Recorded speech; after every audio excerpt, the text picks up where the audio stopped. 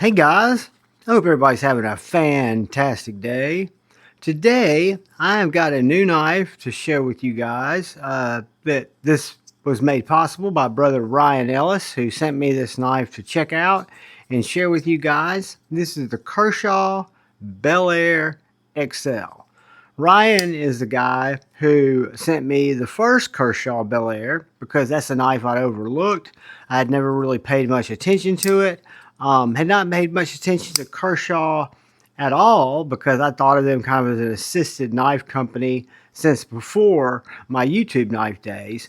But the Bel Air XL is just like a larger Kershaw Bel Air, the XL that is, utilizes the same Dura-Lock, which is Kershaw's version of the bar lock or the axis lock. Done very well, uses Omega springs and thumb studs. This one is crafted out of G10, and it's I thought it would be called coarse because it feels almost like Emerson's G10, but they call it medium texture.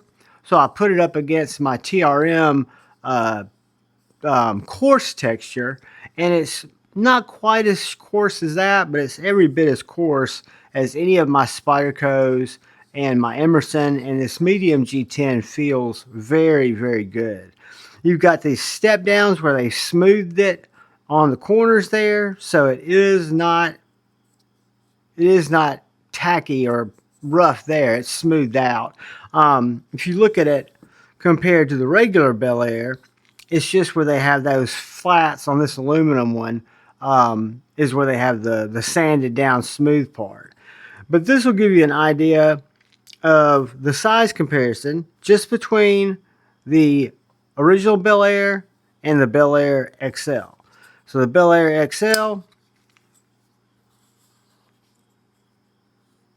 against the regular Bel Air.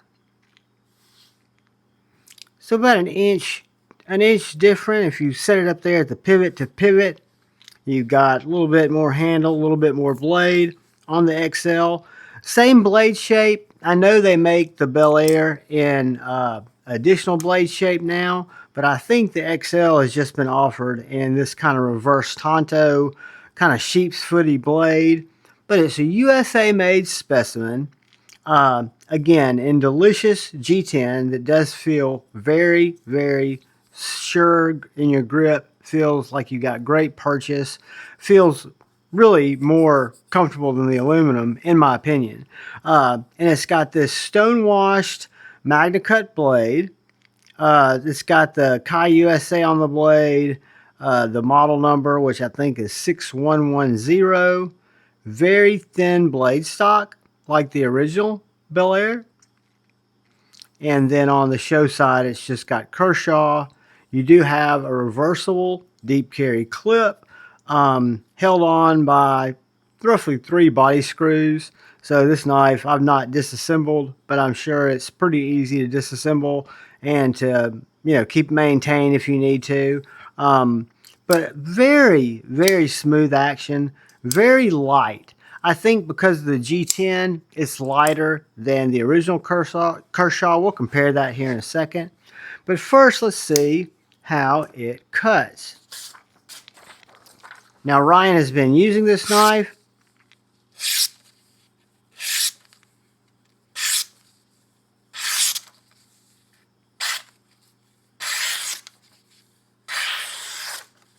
It's extremely sharp, guys. I'm talking therapeutically slicey.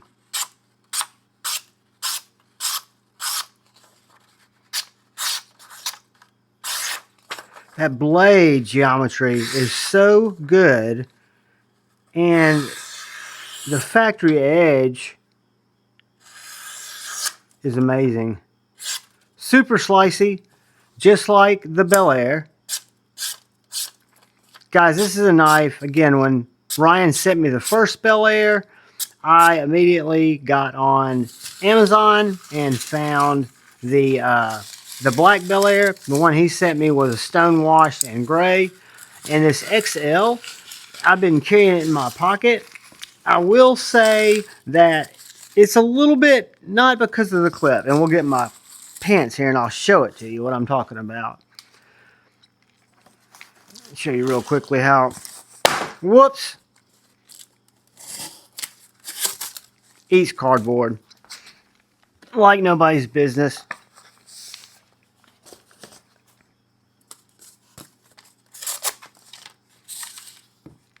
Really good cutter.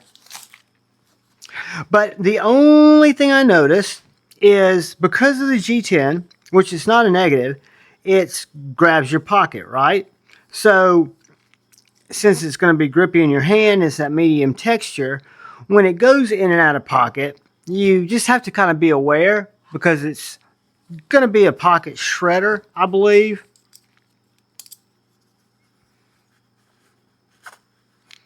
Deep carry, but you can feel a lot of friction when you're coming in and out because that G10 is pretty coarse, even though they call it medium, and there's no flat spot underneath it.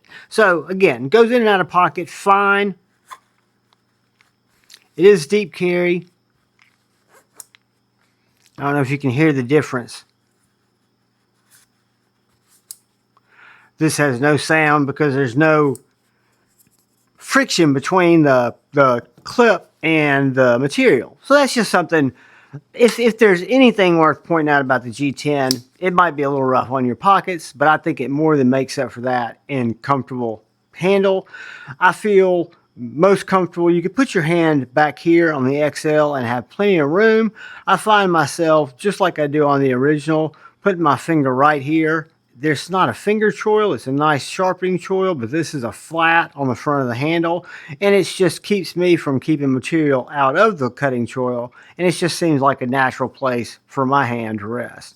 Do a couple of quick size comparisons, and then we'll measure this guy. Benchmade bug out with some Lex custom international scales, bigger than the bug out.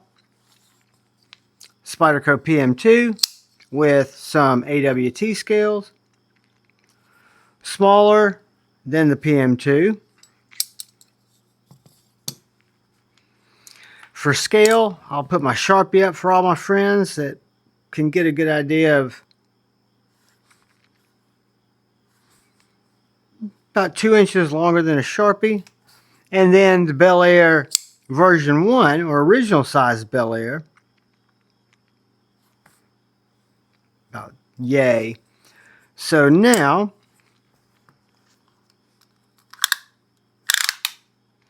take our tape measure and we will learn that this is 7 3/4 inches. 7 3/4 overall. The blade, probably about 3.4, 3.35, something like that. The handle is right over 4 1/4. The grip that I like, you can call it 4 inches. 4 inches from right here to right here. My hand's 3.5 inches. If you measure the inside grip, you're 3 3/4. So 3 3/4 from right here to right here. You do have jimping on both the scales and the liners back here to enhance that grip. And you do have a little lanyard tube right here. The clip has been done very well. Again, I hate to even mention the fact that it's probably going to shred your pants because of the G10, but the screws are flat. The clip's not recessed, but the screws are recessed. I think that'll be fine. Same with the regular Kershaw Bel Air. The screws are recessed, but the clip's not. I think it would have been nice if they recessed them both, but maybe because it's reversible, they choose not to. But yeah, you can see my fingernail there when I go to rub that G10. It's good and tacky. I mean, it feels really good. Now, where I think this knife is really going to shine in terms of its weight, combination of its weight, its abilities, which are going to come in the length, the fact that it's a full-size pocket knife, the materials, which MagnaCut, really good G10. I think this is where it's going to shine. 3 ounces, So we've got almost a 3.5-inch blade, 3.4 ounces, or 3.4-inch blade at least. So 3-ounce knife, 3.4-inch or 3.45-inch blade. That's more or less than an inch an ounce. So this knife comes into me kind of as an ultralight, so to speak. So very lightweight package, which I think combined with the fact that it's a proven design, the Bel Air design, they've just made it a little bit longer. The G10 I feel is fabulous. I would prefer it in an aluminum, and I'm sure it'll be available in aluminum. Not sure if it is yet. I'll leave some links in the description for you guys to go take a look at it.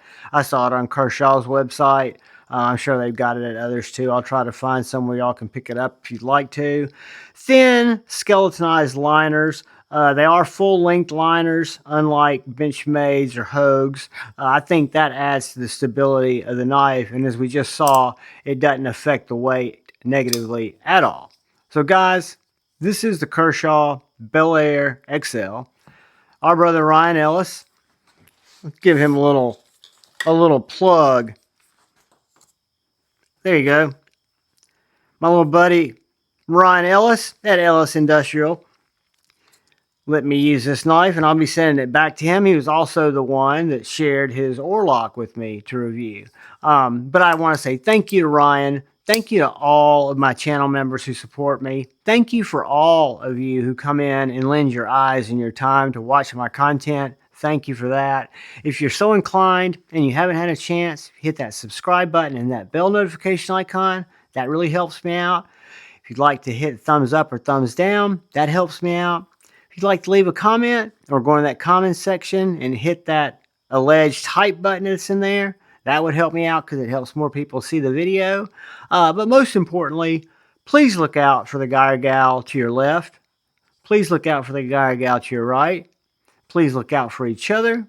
Go forward with love in your hearts and choose debate, not hate. I love you all. Peace.